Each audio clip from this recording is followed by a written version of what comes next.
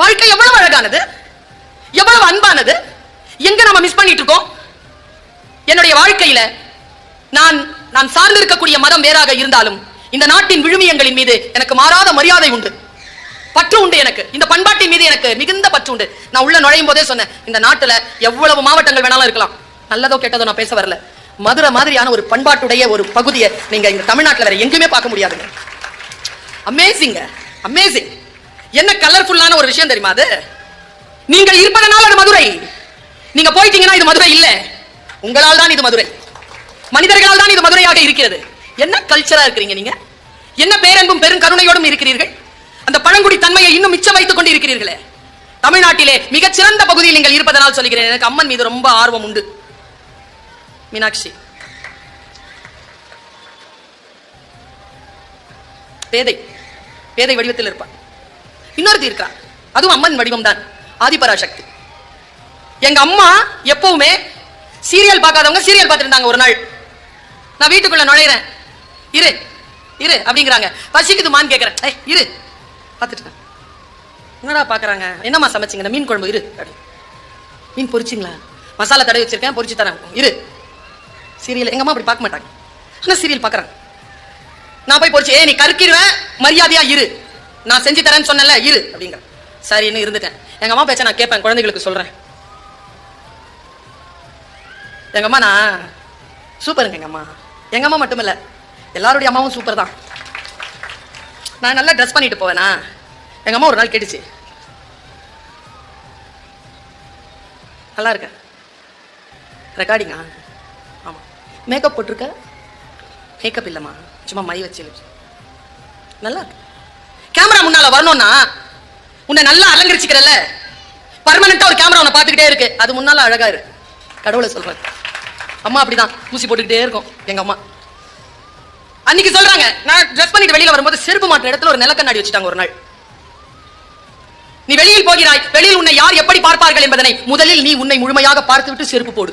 இதை சொல்லாம நிலக்கண்ணாடி வச்சு விட்டாங்க. அம்மா ரொம்ப டெரர். தூத்துக்குடிக்காரங்க, உங்க பாண்டிய நாடு தான், காயல்பட்டணம். உட்காந்து கேட்டுட்டு இருக்காங்க. ரொம்ப ரிலீஜியஸான ஆளு, ஆனா அங்க போயிட்டு இருக்கிறது ஒரு புராண கதை. புராண கதையெல்லாம் பார்க்க மாட்டாங்க எங்க அம்மா. ஆனா அன்னைக்கு பாக்குறாங்க, ஒருத்தன் அப்படி தவம் செஞ்சுட்டு இருக்கான். அவன் பேர் துர்கா மாசூர். ஐயோ, அரக்கனா இப்படி அழகா இருக்கிறான்னு பார்த்தேன் நான். அது ஹிந்தி, தமிழ் டப் பண்ணிரு. காளி அப்படின்னா காளி வந்துட்டா. காளி அவ்வளவு அழகா இருக்கா, முடியும் அவ்வளவு அழகா இருக்கா, ஆனா கருப்பா இருக்கு. கருப்பா இருந்தா அவ்வளவு அழகா இருக்கு. நாளை எனக்கும் இதான் மேட்டரா. ஆனா இதை சொல்லுறதுக்கு முன்னால சொல்லிடுறேன், நான் சாப்பிடல அன்னைக்கு, ட்ரெஸ் கூட சேஞ்ச் பண்ணல. என்னுடைய சோஃபால அப்படியே படுத்தவதான். மனசு அவ்வளவு காயமாயிடுச்சு எனக்கு அதை பார்த்து. நான் அதை கடத்திட்டு போயிடுறேன். நான் மறுபடியும் இறைவனை பிரார்த்திக்கிறேன், நல்ல சொற்களை, நீங்கள் புரிந்து கொள்ளக்கூடிய சொற்களை இந்த காட்சியிலிருந்து இறைவன் என் வாயிலிருந்து தந்துடணும். ஆனா ஒரு வாக்கு கொடுக்கணும் ஆண்கள். நான் இப்ப ஒரு விஷயம் சொல்ல போறேன், அதை இங்கே மறந்துடணும். நீ சொல்ல அப்படிங்கிறது. பெண்கள் இருக்கீங்கல்ல, சாவர வரைக்கும் மறக்க கூடாது, சரியா? அவங்க மறந்துடணும் இன்னைக்கு, இப்பவே பாருங்க. காளி அப்படின்னு காளி வர, காளி கிட்ட சொல்ற, நாளைக்கு எனக்கும் ஆதிபராசக்திக்கும் போர். ஆதிபராசக்தியை நான் கொல்ல வேண்டும், எனக்கு ஆயுதம் தான். காளி சொல்ற, ஒரு ஆயுதமும் கிடையாது, ஆதிபராசக்தி எல்லாம் கொல்ல முடியாது, போடா அன்ட்டு போயிடுச்சு. அது கையை அறுத்து போடுறான். காளி மறுபடியும் வரா, ஏன்பா இப்படி பண்ற, என் பக்தன் நீ எல்லாம் அறுத்து போடக்கூடாது, என் தவ வலிமை குறையும். நீ இப்ப காளியா நீ நிக்கிற, உன் சக்திக்கு நான் என்னை தவம் செய்து கொண்டிருக்கிறேன். ஆதிபராசக்தியை கொல்லுகின்ற ஆயுதம் உன்னிடத்தில் உண்டு என்று புராணம் சொல்லுகிறது. நீ எனக்கு சொல்லலாம், நான் கழுத்தறுத்துக்கு வேண்டாம். காளி நிக்கிறா. அந்த ரகசியத்தை சொன்னால், ஆதிபராசக்திகள் தான் இந்த நாட்டில் இருக்கக்கூடிய எல்லா பெண்களும் அவளை கொல்லக்கூடிய அந்த மந்திரத்தை அந்த ஆண் அசுரனிடம் காளி தந்தாள். இதோ அந்த மந்திரத்தை உங்களுக்கும் இப்பொழுது அறிய தரப்போகிறேன். இன்றைக்கே நீங்கள் அதை மறந்து விடுங்கள். நிக்கிறாங்க. சொல். சரி, எத்தனை மணிக்கு? நாளைக்கு காலையில் 5 மணிக்கு சூரியோதயம் வரும்ல? ஆமா. காளி வருவாள்ல, இவ ஆதிபராசக்தி வருவாள்ல? ஆமா. ஒன்னும் செய்யாத, கையில எந்த ஆயுதத்தையும் எடுத்துக்காத. நம்ம வீட்டுல ஆண்கள் இருக்காங்க, அவங்க சண்டை போடுறதுக்கு நாம தயாராகும் போது என்ன தெரியுமா சொல்லுவாங்க? இப்ப நீ கடைசியா என்ன சொல்றேன்? யோ, சண்டையே ஆரம்பிக்கல, என்ன கடைசியா? சண்டையே போட விட மாட்டாங்க பத்தியா? பாத்திருக்கீங்களா நீங்க? பா, அவங்கள மாதிரி பாலிடிக்ஸ் பெண்களுக்கு வராதுங்க. நமக்குயோ முறையோன்னு சத்தம் போட்டு கேவலப்பட்டு போவோம். சைலண்டா இருந்து எல்லா வேலையும் செஞ்சுட்டு போயிருவாங்க. பேசவே மாட்டாங்க, பாத்திருக்கீங்களா? நாம பேசலன்னா அவங்க உயிரே போயிடும். நாம பேசிக்கிட்டே இருக்கணும், அவங்க பேச மாட்டாங்க. அப்படிதான் ஒத்த சொல் தான். ஊருக்கு போயிட்டு வராங்களே, இப்ப நான் ஊருக்கு போயிட்டு வரல, என் வீட்டுல எவ்வளவு கதை கதையா சொல்வேன் தெரியுமா? ட்ரெயின் ஏறினதுல இருந்து இறங்குனதுல இருந்து எல்லாம் சொல்லுவேன். அவர் போயிட்டு வருவார் 3-4 நாளைக்கு, ஒரு வார்த்தை சொல்ல மாட்டாரு. ஏன் சொல்லு, சொன்னா புரியாது மேடம் அவங்களுக்குலாம். பெண்களுக்கு என்ன வேண்டும் தெரியுமா? இன்னைக்கு தெரிஞ்சுக்கோங்க. சொல் பெண்களுக்கு உங்கள் சிறிய சிறிய அன்பான சொற்கள் தான் வேண்டும், வேற எதுவுமே வேண்டாம். சின்ன சின்ன அன்பான சொல். சாப்பிட்டியா, இன்னைக்கு அழகா இருக்கிறிய, சொல்ல இருந்தா சொல்ல மாட்டோமா மேடம்? கோவம் வருங்க எனக்கு இந்த மாதிரியான விஷயங்கள் எல்லாம். எந்தையும் தாய் மகிழ்ந்து குலாவி இருந்தது இந்நாடு. எங்க அம்மா அப்பா எவ்வளவு அன்பானவங்க தெரியுமா? இப்ப யோசிச்சு பாக்குறேன், ரொம்ப அன்பா இருப்பாங்க எங்க அம்மா அப்பா. இன்னைக்கு எங்க வாழ்க்கையெல்லாம் நல்லா இருக்குன்னா எங்க அம்மா அப்பாவை பார்த்துதான் எங்க வாழ்க்கை நல்லா இருக்கு. நாங்கள் அப்படிப்பட்ட வாழ்க்கையை வாழக்கூடிய சூழ்நிலை உருவாக வேண்டும் என்பதற்காக சொல்லுகிறேன். அவ சொல்றா, காலை ஆதிபராசக்தி இறங்குவாள், அப்ப ஒரு ஆயுதத்தையும் எடுக்காத. ஆயுதத்தை எடுக்கலன்னா அவ கொன்னுடுவாளே. நீ ஆயுதத்தையே எடுக்காம முன்னால போய் நில்ல. அவ ஒரு நிமிஷம் யோசிப்பான். அப்படி யோசிக்கும் போது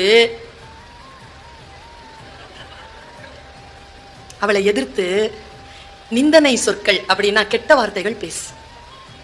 கெட்ட வார்த்தைனா, நீனா ரொம்ப அழகியா, நீ படிச்சுட்டா, அப்போ நல்லா வளர்த்துருக்கான், உன்னை போய் ஏன் தலையில கட்டி கொடுத்துருக்காங்க? அறிவே கிடையாது. நல்லா சாப்பிட்டு சாப்பிட்டு உடம்பு வீங்கி கிடக்கிறது. ஏதோ ஒரு விஷயம் ஒழுக்கமா இருக்கா உங்ககிட்ட? இப்படி சொல்லிட்டே இருக்கும்போது நமக்கு பலவீனமா இருக்கும்லங்க. ஏன்னா கெட்ட வார்த்தைகளை அப்பன் வீட்டில் கேட்டு பழக்கப்படாதவர்கள் சொற்களால் நிலை குலைந்து போவார்கள். இதான் சைக்காலஜி. ஆதிபராசக்தியை எதிர்த்து நீ பேசு. நீ என்ன பெரிய சக்தியா? நீ என்ன அழகியா? உன் நிர்வாக திறத்தால் தான் உலகம் ஓடுதா? நீ எல்லாம் எந்த மாதிரி குரூபின்றது எங்களை மாதிரியான ஆட்கள் கிட்ட கேள்வி சொல்லுவாங்கன்ற மாதிரி அவளை எவ்வளவு நிந்தனை பண்ண முடியும் அவ்வளவு நிந்தனை பண்ணு.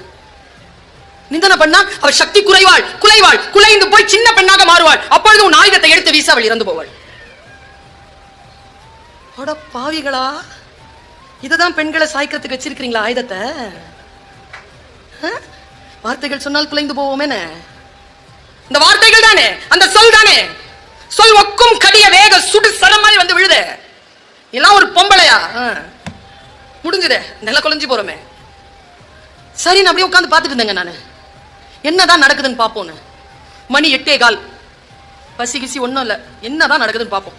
அவ ஏதோ ஒரு வார்த்தையை சொல்லி இருக்கிறா, இவன் அந்த வார்த்தையை சொல்றான்னு பார்ப்போம். முடிவு என்ன இருக்குன்னு பார்த்துட்டு போவோம். இன்னைக்கு நல்ல வேலை அது தொடரும்னு போடாம முடிச்சான்.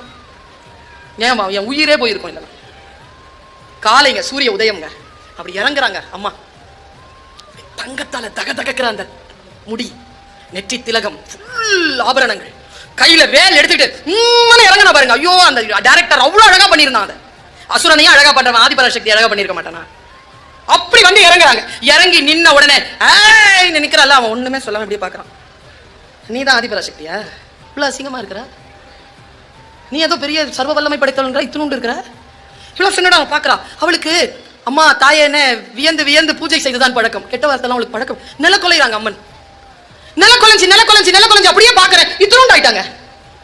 இத்தினூண்டு ஆயிட்டு உடனே இந்த துர்காமாசுரன் என்ன பண்ணா, கையில அந்த வாளை எடுத்து, கதைதான், கையில அந்த வாள் எடுத்து ஓங்கி வெட்ட வந்தான் பாருங்க. எங்கிருந்து வந்தாரோ சிவபெருமான்.